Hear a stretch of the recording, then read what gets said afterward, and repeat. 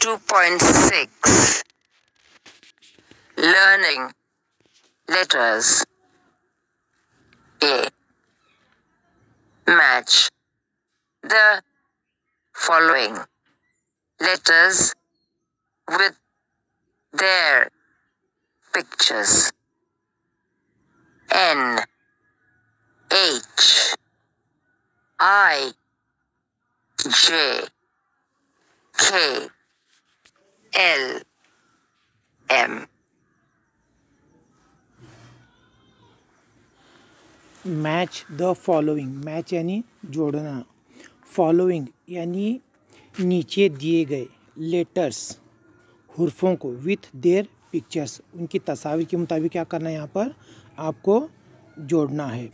जैसे यहाँ पर सबसे पहला जो लेटर है वो है एच। अब एच से इसमें कौन सी तस्वीर आती है ढूंढना है। एच से क्या आएगा यहाँ पर हैट, और आई से क्या आएगा आइसक्रीम। इस तरीके से क्या करना है, पेंसिल की मदद से आपको जोड़ना है। फिर अगला पेज देखिए। B. Trace and write the following letters. H, I, J, K, L, M, N.